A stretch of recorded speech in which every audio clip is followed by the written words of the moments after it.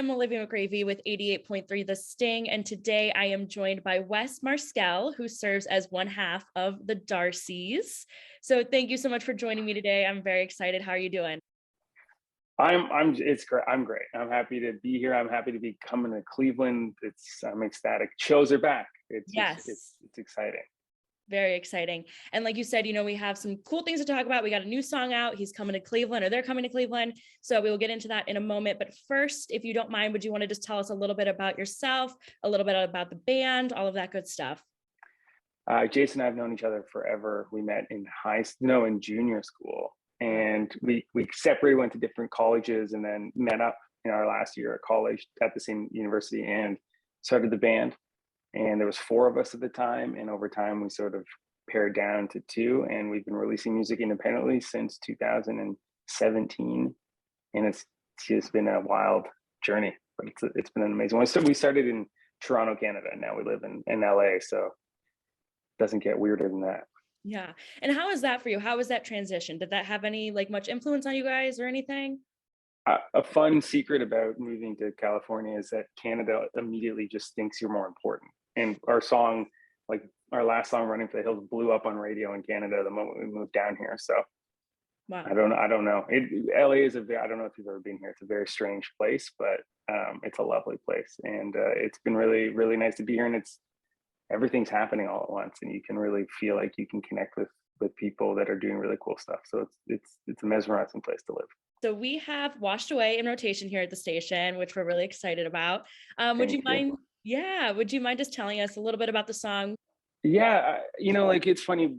Jason and I are pretty methodical songwriters, and we're always working and tinkering. And like with "Running for the Hills," I had that idea for a song for like 2 years before it actually became a song.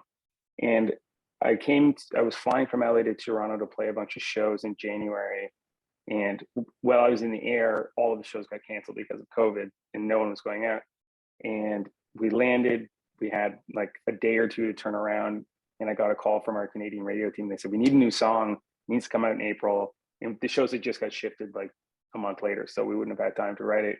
And we sat down and we wrote the song, what felt like in like 25 minutes. And it was just this like lightning in a bottle moment type thing. And I think it was just about reconciling with the stress and the anxiety and the mental health that struggles that we go through releasing music, and how difficult it is on artists to, do Zoom interviews and go on TikTok and do Instagram and be your own marketing agent, be your own US publicity team or radio team or all of this stuff. And people are always just like, "What's next? What's next? What are you doing now?" And so I don't think we cured any of those feelings or those problems, but just recognizing them and putting them down into a song, I think is rewarding and was helpful. And I think that people in all areas of like anyone that's self-employed and stuff can really recognize and feel those feelings as well.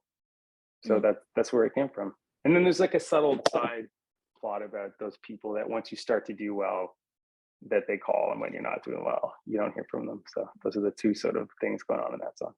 Do you have any typical rituals when you're writing, or any certain influences that you turn to? Not really. I try to I'm not really good at getting like inspired. That's just not me. I try to be more consistent. And every morning I just try to write ideas down. And so I have things to come back to, and like sort of, if I think it's cool, then I'll work on it more. And I've never been that kind of person who's just like, goes out and lightning strikes and, oh my God, you have this moment. So it's not so much about, it's just about creating the space to be creative. And I think if you don't focus on that, it's really easy to lose it. It's like a muscle or anything else, and you just got to keep working it. It's like almost time to start writing more songs and make a record. So I'm feeling the stress of it already, but I'm trying to craft up a bunch of stuff now. So now into a really exciting topic for everybody watching this and in the Cleveland area. The Darcys will actually be playing a show at the Rock and Roll Hall of Fame this Saturday, May 7th. So do you want to just tell us about the show, what we can expect to see, kind of how you got involved? Yeah, they reached out to us because the Blue Jays, our home Toronto team, is coming to absolutely destroy the Cleveland Guardians. And they wanted a Toronto band to come. And I said, as long as we don't have to wear a Guardians jersey or cheer for the Guardians, we'll definitely come play the show. And then the Rock and Roll Hall of Fame just wanted to create this like fun music-based tailgate party. And so how could you turn that down? That just sounds like the best day. And it's a free show. It's outside. I was packing because we have a busy week, and And my partner turned to me and said, it's like not 35 degrees there. And I was like, oh, so I had to sort of think about that and repick my stage clothes. But I'm very excited. I'm very excited to be there and to do it and to see like the Blue Jays. I don't know how Cleveland is doing, but the Blue Jays are a really, really great team. So we're going to go to the game, and it's very exciting. Have you ever been to Cleveland or to the Rock Hall or anything? So my big like Cleveland moment, we went to the Rock Hall, and we were like, I think there's this thing, and I don't remember if this is true or if I made this up, but if you give them your CD as a band, they'll let you in for free. Did I make that up? Is that a real thing? I'm not sure. That could But be I true. learned that on the way out the first time we went there. But we went and played a show, and I don't remember the show exactly. It was like, there's a band from Ohio that's very successful in Ohio called Red Wanting Blue. Do you know that band? Sounds familiar. They played House of Blues like 4 times. And then we also played in Columbus with Bombay Bicycle Club. But in Cleveland, I remember 2 things, which was the downtown was just on a Saturday, was just so quiet. But the weirdest thing was that the same night that we played, Insane Clown Posse played a show, and the hotel we were staying at was just full of juggalos, like the fans of Insane Clown Posse. So we got back from the show, and like everyone was dressed like a clown. It was just it was like a very unsettling experience. But it was weird to come back and just be on an elevator with like all these people dressed as clowns. But we had some great times, and I'm excited because we're coming in a night early. So like, if you have any recommendations, or anyone has any recommendations, please DM us or tweet us or whatever and tell us what to do, because I've never really experienced Cleveland properly, and I'd like to.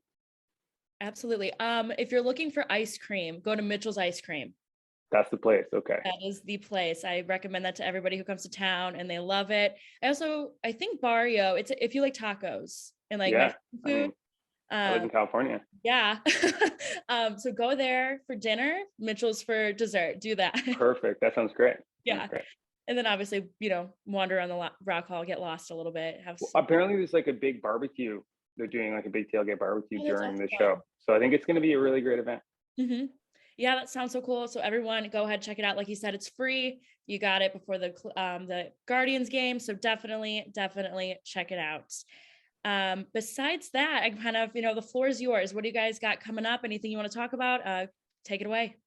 I don't know. I'm just excited for Washed Away to be out. It feels like so fresh and so brand new. And even as we were doing this thing, I'm getting messages saying other stations are playing it. And it's really fun for us. And releasing it as an independent band, it means the world that our people are paying attention. And it's so great to come to Cleveland to play. So I really hope people come to the show and see us, hopefully for the first time. And what better way to test out a band you don't know than see a free show, right? So I'm really excited to come in, and I really appreciate you having me on here. Where can our listeners find out more about you, and they can follow you on social media to keep up?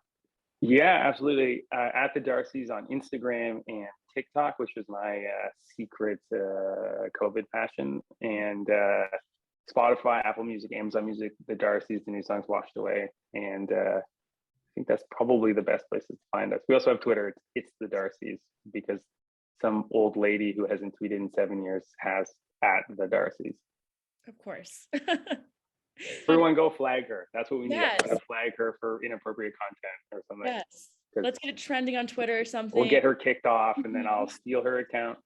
She might be dead for all I know. Like, she hasn't tweeted in 7 years. Oh, you know what? Keep up on that. Let's report it. Everyone who's watching this, listening, go report that. Thank you. Yeah, that's right. At the Darcys, exactly. All right. Well, thank you so much for joining me today. Thanks so much for having me.